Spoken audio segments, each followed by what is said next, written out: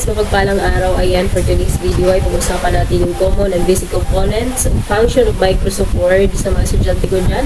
Mahalaga na matutunan nyo o alamin yung common components and function of Microsoft Word. Ayan, kung nandito na kayo sa desktop, may makikita kayong ito. Ito yung icon ng Microsoft Word.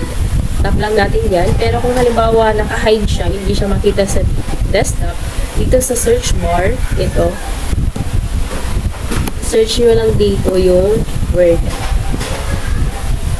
Search lang natin. Tapos, ayan, lalabas na siya. Tapos, tap lang natin, double tap lang natin para ma-open natin yung application. Pag na-open natin yung application, lalabas yung maraming templates. Pero gagamitin natin itong blank document. Tap lang natin yan. Ito na tayo sa ating Microsoft Word. Dito sa taas, may makikita kayong document 6. Ang tawag dito sa taas ay title bar, kung saan makikita mo dito yung pangalan ng file name ng document mo. Mamaya kapag sinid natin, mapapalitan yan. It is a horizontal bar at the top of an active document. Tapos dito naman, may makikita kayo itong file. Ang tawag dito sa taas, ito, mula sa file hanggang sa view, ang tawag dito ay tabs. Tapos, sa ilalim ng tabs ay may ribbons. Yung ribbons ay nakagrupo siya. Balik mo lang. Ayan. Sa bawat tabs, merong, sabi ko kanina, ribbons. So, yung ribbons ay nakagrupo yan. Depende kung ano yung tab na inopen mo. Halimbawa dito sa home, yung group ng ribbon ay dito, clipboard, font, paragraph, styles, and editing. Tapos pag inopen natin yung insert, ang ribbons, yung group niya ay pages, tables, illustration, at ends, at katulad. Depende yung ribbons, group of ribbons, depende sa tab na inopen mo. Tapos yung nakikita nyo dito na file, ang tawag dyan ay hindi file tab. Ang tawag dyan ay office button. Kapag click natin yan, ayan, makikita natin yung new, mag-create tayo ng new document or new file. Dito naman sa open, makikita natin yung mga existing file. Tapos, yung pag-save ng document, pag-print, pag-share. Ito yung mga open menus na makikita natin sa office button. Back na tayo. Ayan, dito muna tayo sa home menu toolbar. Ito yung pinaka-basic sa lahat. Ito yung common na ginagamit talaga dito sa Microsoft Word. Ayan, dito sa home menu toolbar, nandito yung sa clipboard group, nandito yung paste, cut, copy, and format printer. Dito naman sa font group, nandito yung font style, yung size, tapos yung kung gusto mo i-bold, yan, papakita ko. Magta-type muna ako para makita ninyo. Halimbawa, mahirap ang maging mahirap. Pero mahirap ang walang pangarap.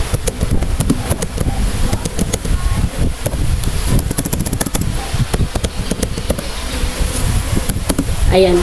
Dito sa i-highlight lang natin. Sa pag-highlight, ang pipindutin lang natin ay Control A.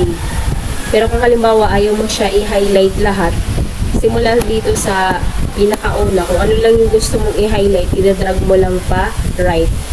Halimbawa ito, naka-highlight na yung sentence na ginawa ko. Ito na nakikita niyo dito, ang tawag dito ay font style. Ayan, pipili lang kayo dito, scroll down nyo lang. Marami yan dyan pagpipilian. Tapos kapag nakapili ka na, itatap mo lang. Tapos katabi ng font style, yung font size. Yan, kung halimbawa nabibitin ka sa laki ng text, pwede mo siya, ayan, i-adjust. Pero kung halimbawa dito gumagana, dito sa katabi, ang tawag dito ay increase font size para make your text a bit bigger. Tapos dito naman sa katabi niya, decrease font size. Ayan, make your text a bit smaller. Para hindi ka na dito magpipindot sa font size.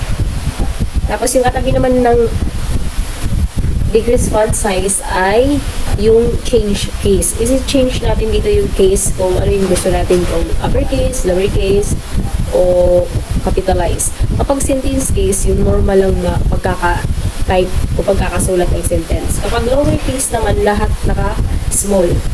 Tapos, pag pinindot natin yung uppercase, lahat yan naka-capital. Tapos, kapag pinindot natin yung capitalized each word, yung pinakaunang mga letra, yun yung malaki. Tapos, yung tagal naman, yan, rumble siya. Ayan, baliktad natin sa sentence case. Tapos, sa baba ng font style pala, ay yung bold. Para maging makapal, maging, ano ba English na makapal? Thick. Basta bold to. Sa keyboard, yung pipindutin natin kung hindi ito gumagana dito sa taas, Control B. Tapos kung ayaw mo naman bold, pindutin mo lang ulit yung Control B para bumalik siya. Tapos katabi ng bold ay yung italic. Kapag dito sa keyboard, Control E lang pipindutin mo. Tapos kung ayaw mo ng italic, pipindutin mo lang ulit yung Control I pala. Tapos katabi ng italic ay yung underline. Pag gusto mo maglagay ng underline, pipindutin mo lang yan dito. Pero sa keyboard, ang ano'y natin ay Control U. Sa pagbabalik, Control U lang din.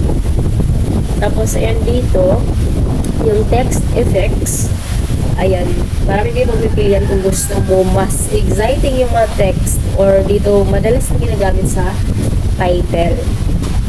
Ayan, kapag nakapili ka na dito ng gusto mo ng style, dito sa baba may makikita kang dito sa baba makikita kang outline. Yung outline, yan yung kulay sa gilid ng text.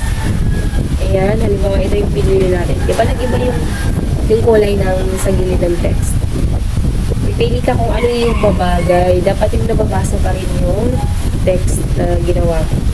Tapos dito sa weight, ito yung kapal ng outline. Color outline na pinili. Ayan, gano'n lang po siya kadali. Tapos dito naman, highlighting dito. Kung gusto mo yung kung ano yung in-highlight mo na text, yun yung malalagyan ng kulay. Naman pala sa paragraph, ba? Halimbawa, gusto mo maglagay ng bullets. Dito sa bullets, you will create a bullet list.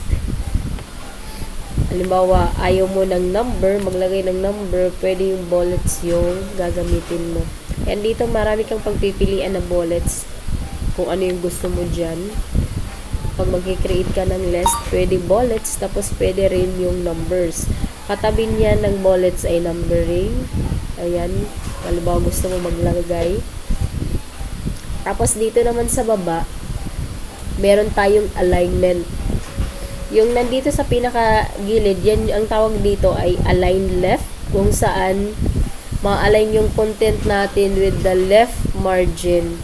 Pero dito sa keyboard natin, ang gagamitin natin ay Control L.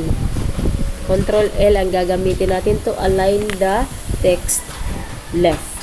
Tapos dito naman sa gitna ay ito yung center, pinakagitna. Tapos yung gagamitin natin sa keyboard ay Control E. Control E.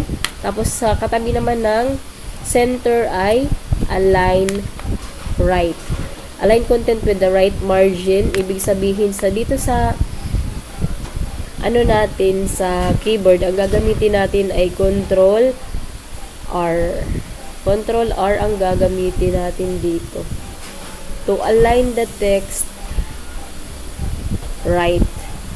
Tapos dito halimbawa meron yung tinype mo dito ay paragraph. Tapos halimbawa paragraph ang inano mo. Para mas malinis tignan, i-highlight mo yan lahat tapos gagamitin mo justified. Justified text gives you document clean. Ibig sabihin, nagiging malinis yung gawa natin kapag justify yung ginagamit natin. Kasi equal yung margin at left side tapos sa right side. Yan, tignan niyo nagiging ano siya, nagiging evenly. Basta ganun yan. Nagiging ano siya. Mag-sample tayo dito ng, halimbawa ito, sample ko sa inyo. Ito yung ginawa natin. Di ba hindi siya malinis dito, hindi even or hindi equal yung margin dito sa right margin. So, pag pinindot natin to, ito, nakikita nyo ba? Char. Ito, anohin ko. Ito yung justify. Kapag pinindot natin yan, mamaya pala i-highlight muna natin. Ayan, pag pinindot natin yung justify, ayan, makikita ninyo naging malinis na yung, dahil yung equal na yung margin niya, left and right. Tapos, ito naman na decrease indent. Halimbawa, ito.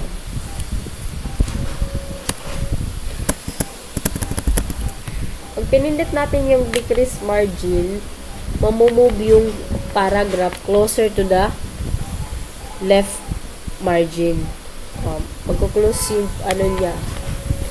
Tapos, pag pinindot naman natin tong increase indent, mamumove siya palayo. Farther away from the margin. Simula sa left margin. Yan ang gamit niya.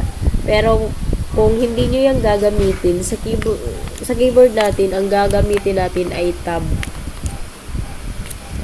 Tab ang gagamitin. Tapos dito naman, ito ay yung shading. I-highlight mo lang lahat ng text na gusto mo lagyan ng shading, tapos pipili ka na ng kulay. Kulay na gusto mo kung gusto mo ng makulay. Kung malungkot na ang mundo mo, charot. Balik lang natin. Ayan, tapos dito yung styles. Dito sa styles, yung gamit natin ay yung normal lang. Pwede try natin yung no spacing. Yan yung mangyayari. Kung heading 1 naman yan. Tapos heading 2, yung title, yung subtitle. Yan yung mga style na pwede natin gamitin. Pero yung normal, mas maganda yung normal. Kung ito lang yung gagamitin natin. Sa editing naman, nandito yung find and replace, selecting or editing. Ayan, tapos na tayo sa home menu toolbar. Dito na tayo sa insert menu toolbar. Dito sa insert menu toolbar, insert tayo dito ng pictures, table, shapes, charts. Pwede yung mga sa Wikipedia, header, footer, yung page number, text box, equation, symbols. Dito yan natin gagamitin. Ayan, maingay na po siya, kaya mamaya na lang